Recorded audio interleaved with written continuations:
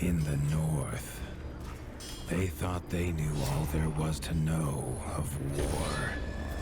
Until the War of the Rift.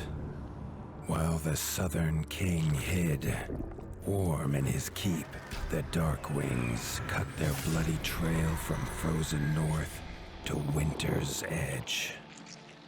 Alone, the Warden and his small garrison turned their whiskers to the icy wind.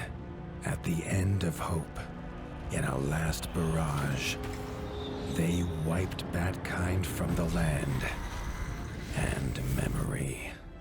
With no sign of the Darkwing's return, in time, few believed them little more than a fairy's tale. But at Mount Cauldron, time had been all they needed. An old enemy claws free of their icy tomb and hungers for vengeance. But not all is lost. King Rattus brings north a cause for hope. A bastard prince, placed in the paws of the Warden of the Wastes to raise as his own. A secret of blood never to be told. Now, fate calls for a hero in a murderous screech. And one young rat will answer.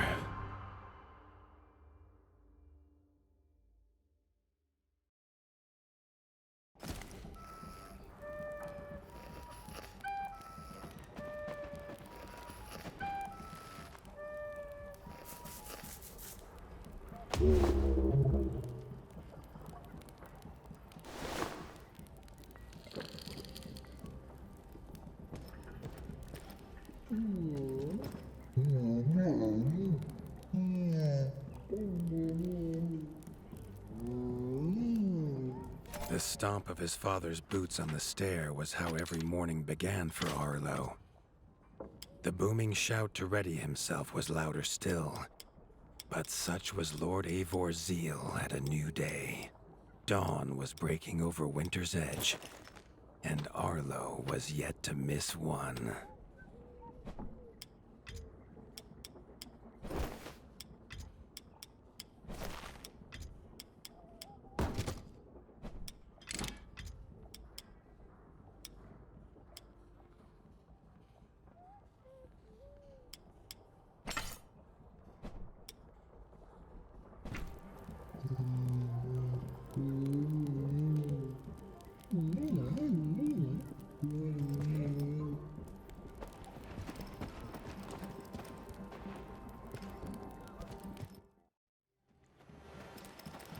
The castle echoed with the horns of the returning hunters, bringing their night's bounty.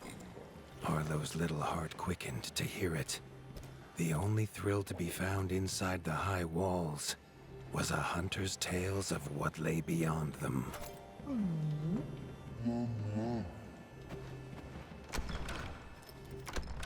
Arlo tells himself it's a good life here in Winter's Edge. The bustling of contented ratfolk, the crisp mountain air, and without the endless scourge of frogs the southerners suffer. Why should he want for more?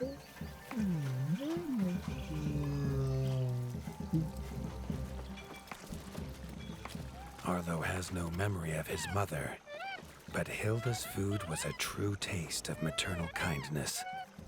With the right ingredients, she would make meals nourishing to body and soul. There was no time for tales of the hunt today. Lord Eivor was already dividing what was an excellent haul, happy to see his people provided for.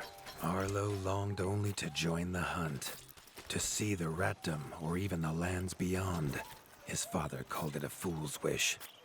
Arlo's destiny was unshakable, much like the keep that would become his by birthright. Tiki's shop was perhaps Arlo's favorite, as the shopkeeper had wares from far and wide.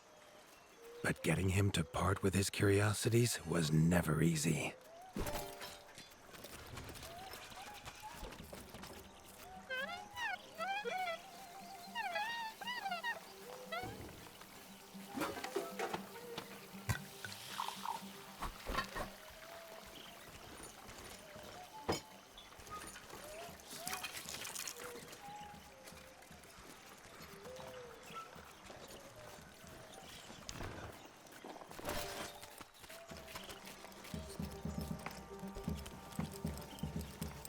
Chief Mason Leaf was the rat Arlo most admired.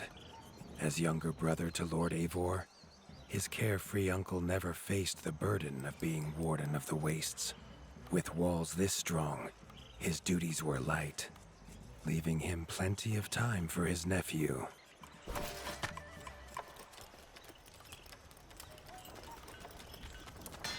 Crunk was a rat's rat, with no interests beyond his forge. If you have the parts, this Mastercraft's rat can make armor and weapons that would see off a sky scorcher bite, or so he claims. Arlo wondered how well they'd do against something that wasn't a myth.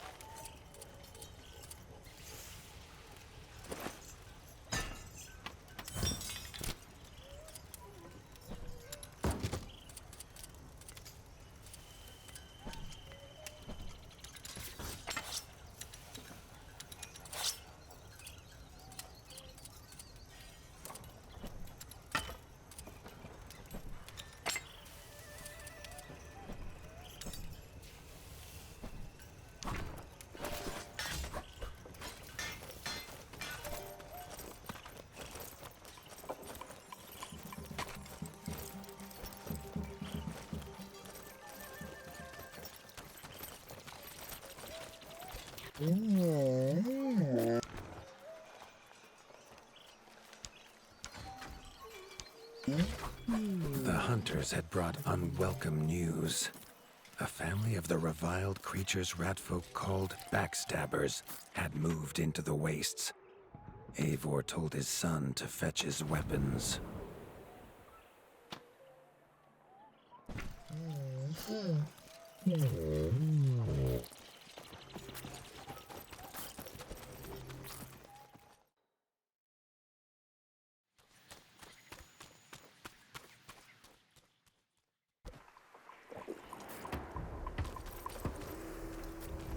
His father had no explanation for suddenly taking Arlo on a hunt.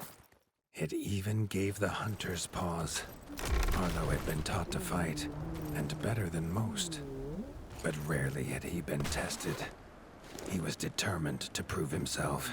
The rugged terrain of the outskirts could have taken all day to traverse, but Arlo's trusty grappling hook allowed him to swing between its many crevices.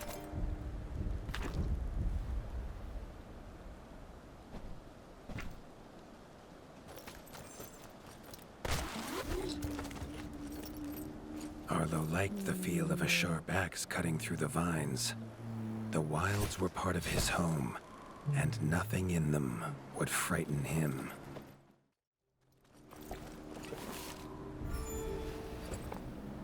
The famous frostberry bushes of the wastes were in full fruit already. Their juice made a healthy tonic, though Lord Eivor preferred them fermented. His father was a sturdy rat, built for strength, not speed. So Arlo found it curious that he challenged him to a race. The prospect of the hunt had filled Lord Eivor with a vigor that his son had not seen in years, or at least since breakfast.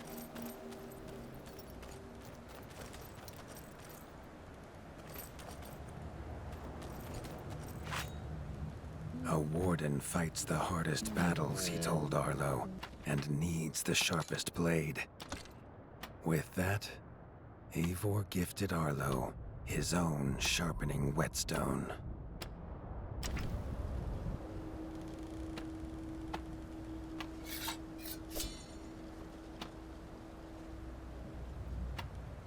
Whether these beasts were named for their spines or for some past unforgivable deed, no rat knew. Either way, Arlo was about to find himself at the pointy ends of this brood. Even young backstabber red attacks were brutal, but a well-timed dodge would see Arlo escape unscathed. This backstabber lived up to its name with its deadly white attack, but Arlo's shield could block the deadly spikes.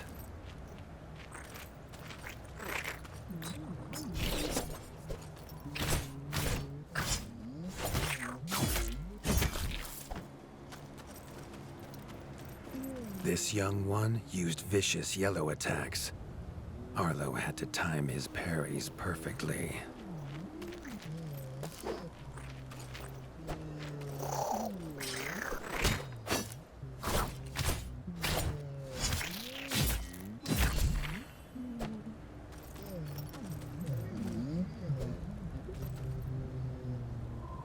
This mother had left her young to fight alone, but the same could not be said of Lord Eivor as he leapt to his son's side.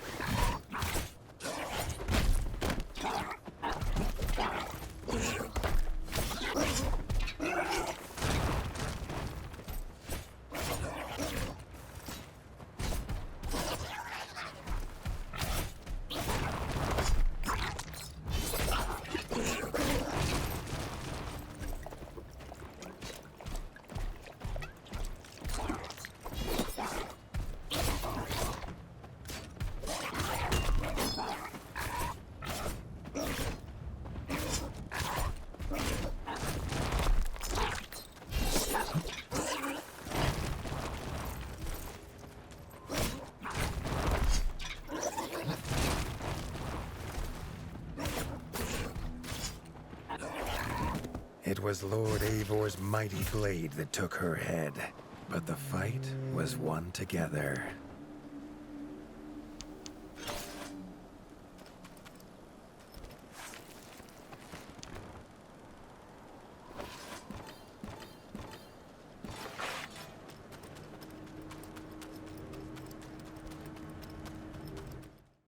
Arlo basked in his father's pride, almost as warm as at the fire inside Winter's Edge.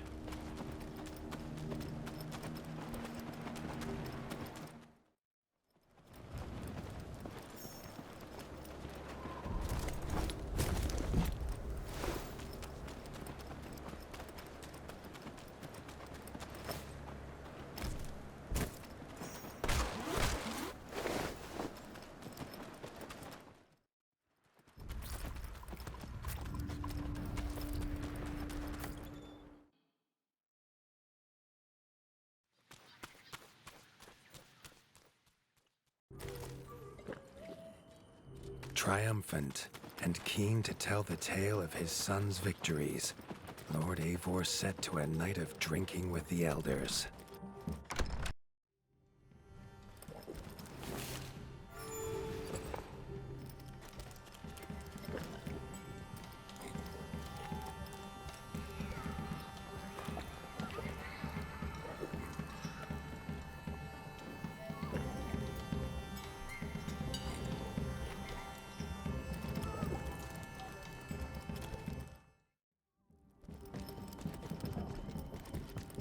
Arlo was reluctant to return to his bed, wondering how long he must wait to hunt again.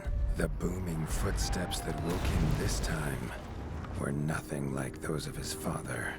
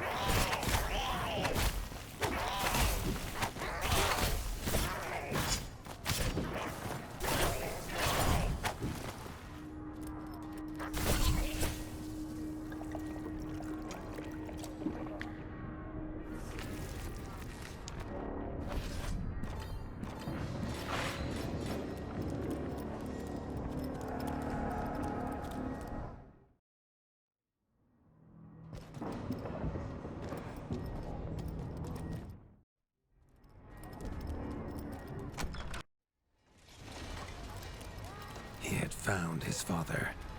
The warden stood alone, holding back a whole Darkwing army, their cruel Count Kazak leading them. His father charged, but the Darkwing Count was as fast as he was strong. The Winter's Crown tumbled to Arlo's feet, now without a head to rest on. There was no time to grieve his father, as from above the Count revealed his greatest weapon, a sky scorcher. Not a fairy's tale, but an undead beast whose very breath could level kingdoms. And its eye was trained on Arlo. All that came next was a fog of bloodlust, snapping jaws, and the beating of leathery wings. But there could be no victory. Arlo awoke, groggy and warm to his father's shouts. Only he wasn't in bed. The warmth was from the fire that had engulfed Winter's Edge, and the shouts were his uncle's. The only other survivor of the Darkwing attack, Leaf was bruised and his hind paws barely steady. He'd seen villagers flee to the outskirts. Arlo knew it was up to him to make them safe.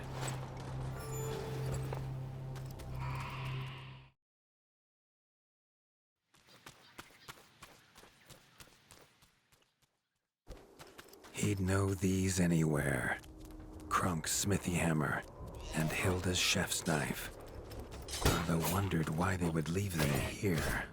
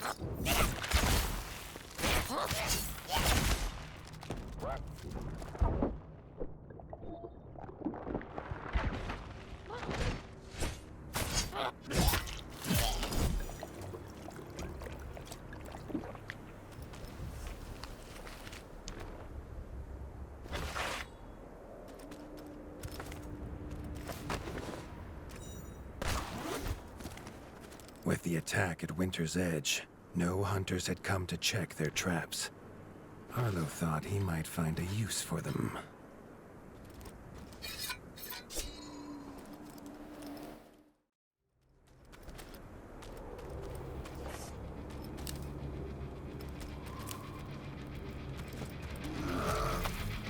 Arlo had found the reason his friends had fled. The taunting shrieks revealed that this was Baron Frostovic, son of the Darkwing who took his father, and therefore a perfect target for his revenge.